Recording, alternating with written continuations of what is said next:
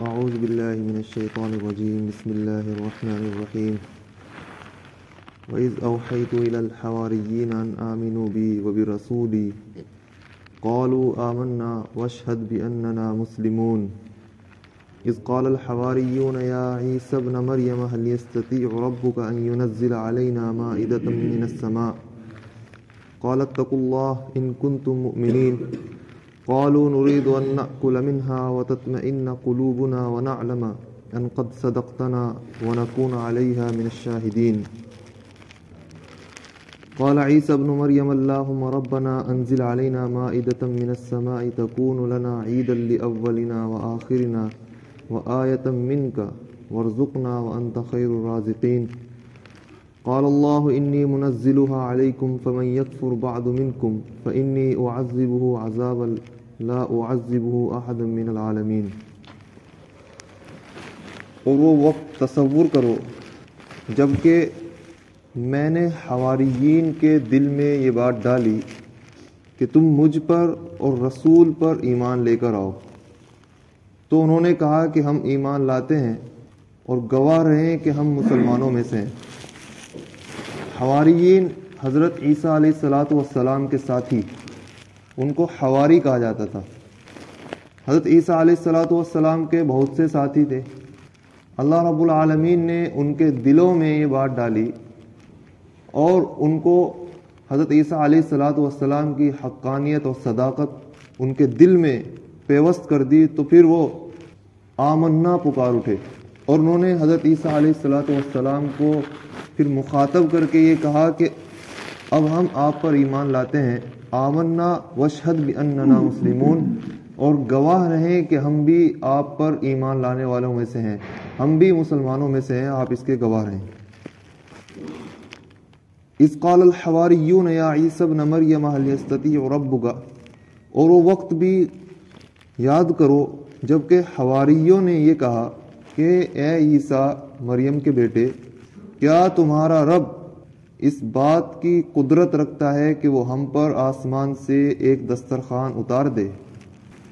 ایک مرتبہ حضرت عیسیٰ علیہ السلام کے سے آپ کے صحابہ نے یعنی حواریین نے یہ درخواست کی کہ کیا اس میں ہمارے سوال میں کچھ حکمت ہے کہ ہم سوال کریں اللہ سے کہ وہ ہم پر ایک دسترخوان اتار دے جس سے ہم کھائیں اور پئیں۔ مائدہ علینا مائدۃ من السماء، اس سورت کا نام بھی سورۃ المائدہ ہے، اور وہ جس کی جانب اس سورت کا نام رکھا گیا ہے وہ یہی آیت ہے کہ اس میں حواریین نے مائدہ نازل کرنے کا اللہ رب العالمین سے حضرت عیسیٰ علیہ السلام سے درخواست کی تھی، تو آیت کی وجہ سے سورت کا نام بھی مائدہ رکھ دیا گیا تھا، جسے کہتے ہیں تسمیت الکل باسم الجز، کہ کسی انسان کے کسی جز کو دیکھ کر اس کا پورا نام رکھ دیا جاتا ہے، کسی بستی کے کسی جز کو دیکھ کر اس کا نام رکھ دیا جاتا ہے۔ محلے تو عام طور پہ اسی طرح رکھے جاتے ہیں جیسے بڑوالا، حالانکہ پیڑ اس میں ایک ہی رہتا ہے۔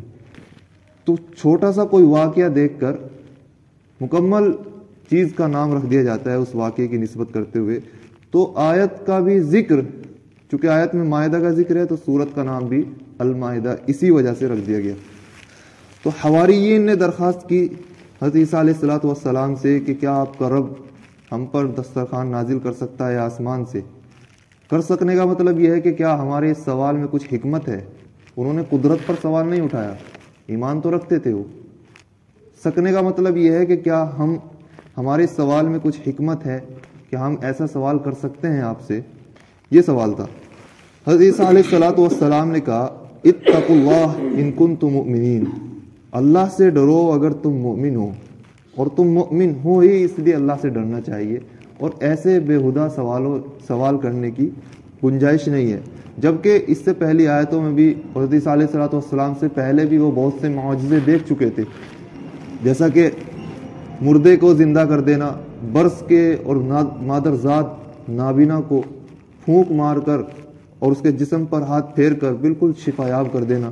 بہت سے معجزے حضرت عیسیٰ علیہ السلام کے دیکھ چکے تھے۔ آپ بچپن میں ہی بول گئے تھے، بالکل پیدائش کے بعد فوراً، اور اپنی صداقت کا اعلان کیا تھا۔ غرض جب اتنے معجزے دیکھے تو پھر اس طرح کا سوال کرنا یہ مناسب نہیں ہے. تو انہوں نے اس کی وجہ بیان کی کہ ہم نے جو آپ سے سوال کیا ہے وہ اس وجہ سے نہیں ہے کہ ہمارا ایمان اللہ پر نعوذ باللہ شک میں ہے، بلکہ ہم یہ چاہتے ہیں کہ ہمارا ایمان اور زیادہ بڑھ جائے اور ہم اس برکتی کھانے سے کھائیں، وہ برکتی کھانا ہم کھائیں. انہوں نے یہ وجہ بیان کی، جیسا کہ سورہ بقرہ میں بھی گزرا کہ حضرت ابراہیم علیہ السلام نے بھی اللہ رب العالمین سے درخواست کی تھی، ربی ارینی کیف تحیی الموتى، میرے پروردگار مجھ کو دکھائیے کہ آپ مردے کو کس طرح زندہ کرتے ہیں. تو اللہ رب العالمین نے کہا تھا کہ کیا آپ کو یقین نہیں ہے؟ تو انہوں نے بھی اس کے جواب میں یہ کہا تھا کہ تاکہ میرا دل مطمئن ہو جائے. پھر اللہ رب العالمین نے حضرت ابراہیم علیہ السلام کو کہا تھا کہ پھر چند پرندے پالو اور ان کو اپنی جانب ہلاؤ کہ آواز دیتے ہی وہ تمہاری جانب لپکیں.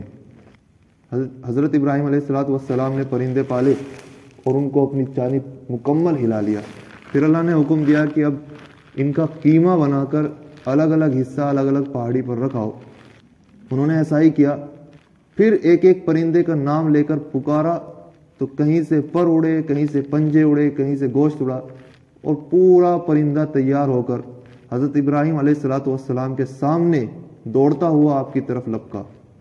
اس طرح اللہ نے حضرت ابراہیم علیہ السلام کو مشاہدہ کرایا کہ ہم جز جز کو کس طرح جوڑ سکتے ہیں.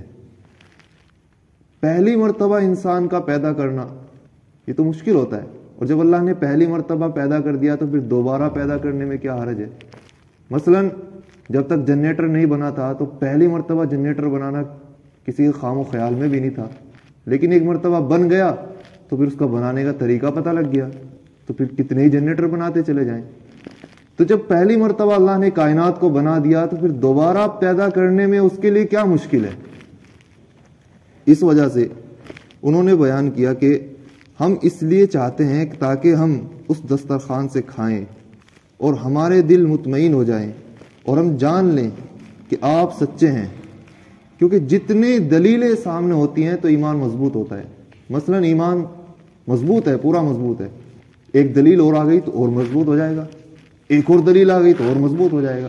اس وجہ سے ہم چاہتے ہیں کہ ہم جان لیں کہ آپ نے ہم سے سچ بولا ہے اور ہم اس پر گواہ ہو جائیں، یعنی ایک اور معجزے کے ہم گواہ ہو جائیں.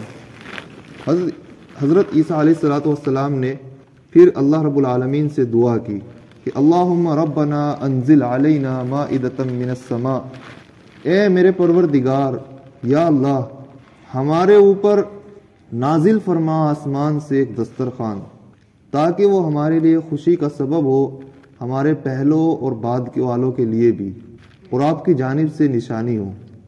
وارزقنا وانت خیر الرازقین، اور ہم کو رزق عطا فرما، آپ تو بہترین رزق دینے والے ہی ہیں. تو اللہ نے یہ دعا قبول کی، لیکن ساتھ میں ایک شرط لگائی. شرط کیا تھی؟ قال اللہ انی منزلها علیکم، اللہ نے کہا کہ میں تم پر اس کو نازل کروں گا. تو پھر فمن یکفر بعد منکم فانی اعذبہ عذابا لا اعذبہ احدا من العالمین، کہ پھر اگر کسی نے اس کے بعد بھی انکار کیا، جو تمنا، جو خواہش، جو درخواست ہم نے پیش کی وہ پوری ہو گئی، درخواست مکمل ہونے کے بعد پھر بھی اگر کوئی انکار کرے گا لا اعذبہ، تو پھر میں اس کو ایسا عذاب دوں گا کہ اس سے پہلے کسی کو دنیا میں نہیں دیا گیا. اس شرط کے ساتھ میں دسترخوان نازل کروں گا.